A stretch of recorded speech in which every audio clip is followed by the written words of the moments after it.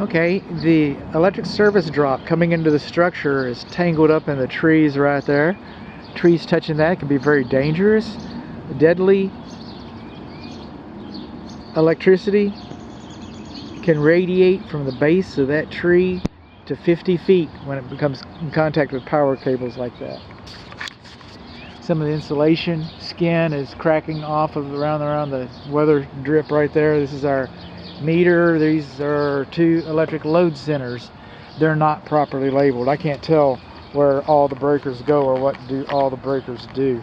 So there's not proper labeling. The bonding location is not labeled inside of these cabinets. We're supposed to have two grounds within 6 feet of each other. So I do not know where that ground might go. It might be within 6 feet. This siding is in direct contact with the ground right there.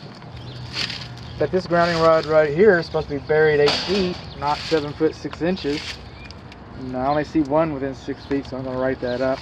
Bonding location is not labeled. I already said that. So we come down in here.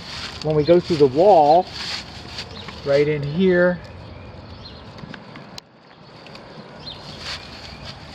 and right there, we should have fire caulk inside of there.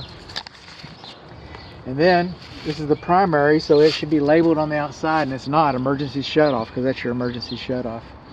We should have non-conductive covers on L1 and L2 inside of here. Then we come on down, kind of covered.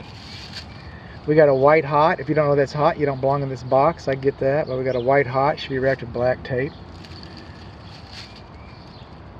Then we come over here and we got this one. I don't know what this little 15 amp breaker, but it's that guy's melting down. He's experiencing a high heat load center event. Okay, so we need an electrician to look at that. And coming over here, now we've backfed this panel right here, but it's not really backfed because we went to the L1 and L2. Okay, so that's your disconnect for over here. But we come down here and we see that our bus bar is broken. See that? You need a new cabinet. They don't sell new bus bars. You might have one on the truck or something. I don't know.